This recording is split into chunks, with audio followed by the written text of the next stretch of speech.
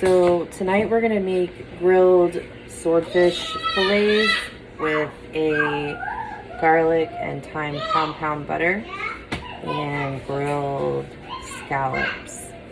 And then I'm probably gonna make some horseradish and chive mashed potatoes because I think they're amazing. Oh, and corn on the cob on the grill too. I got some really good corn on the cob on the grill, on the grill rather. So what I'm doing now is I have my fresh thyme and I'm just, you know, shaving down the sprigs, which we've talked about before. That way that I can get a nice little pile to make the compound butter.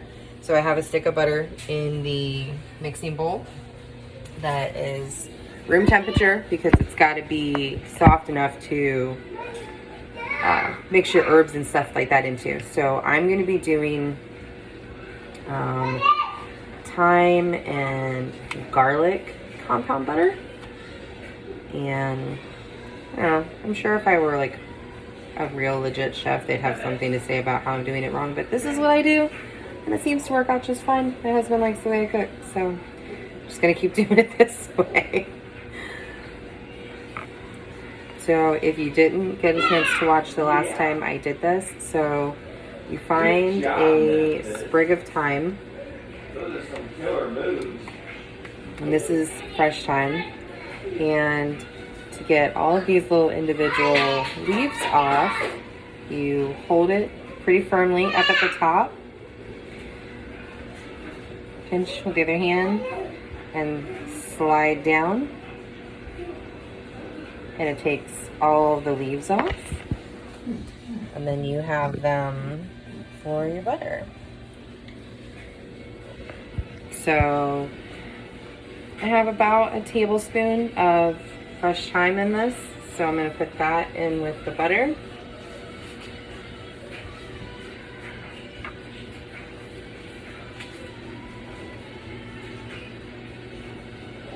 And now I have garlic powder, and I'm going to put about a tablespoon of that in there. If you have white pepper,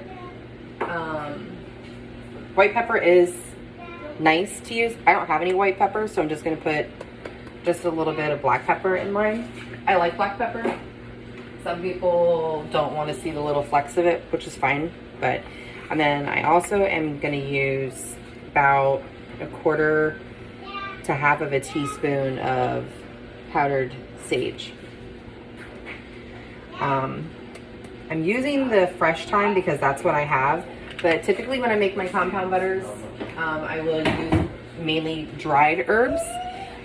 But you have to understand that dried herbs sometimes are going to be a little bit stronger than your fresh ones.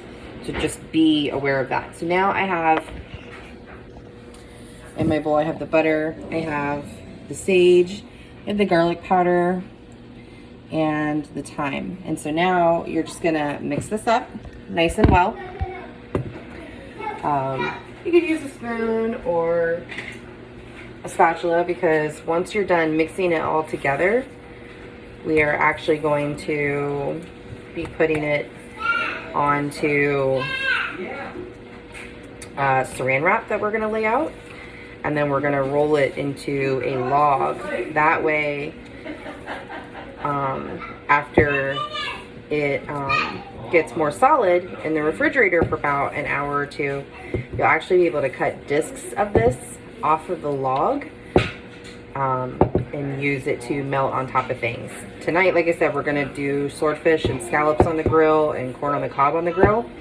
But you could definitely, you know, this keeps well in the freezer. Freeze it and cut off little pieces as you need it. This would be really, really good on grilled pork chops or, like a ribeye steak or something like that on the grill. That would be really, really good. Really delicious. So now we have everything mixed in together. You can see the herbs in the butter.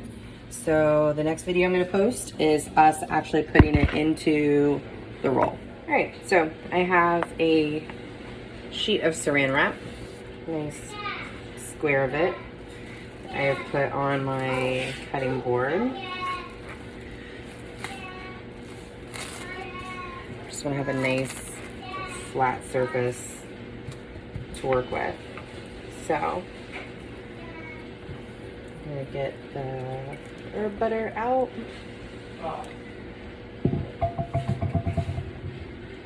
And I put mine towards the edge.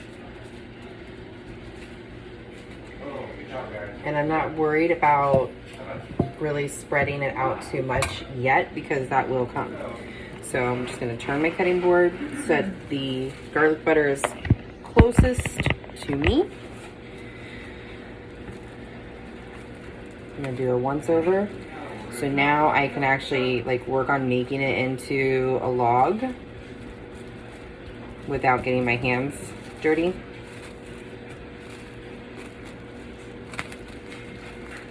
It doesn't need to be perfect. I mean, it just needs to be workable. So then I open it back up, and now I kind of put pressure the next time I fold it down.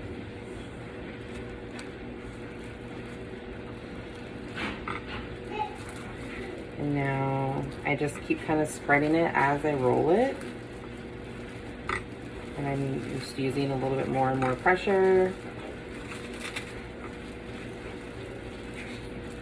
until I get to the very end. And then I just take it, swing it around to where it makes it kind of tight. Just like that. So then pop this into the freezer for, I don't know, a good 45 minutes or so if you're going to be using it immediately. If you're not, then you could just put it in the refrigerator, but I definitely suggest putting it into the freezer because it'll allow it to get really like solidified, and then you'll be able to cut little discs off of it more easily. If you wanted to get super fancy with it, once it's solidified and once it's frozen, you could cut the little discs, lay them onto wax paper, and then line them one layer at a time with wax paper in between into an airtight container and put that into the freezer. If you didn't want to have to worry about cutting a disc every single time you wanted some of it, just make sure that you label what kind it is. But that is going to take up a little bit more space in your freezer, but if it's something you want to do, go for it.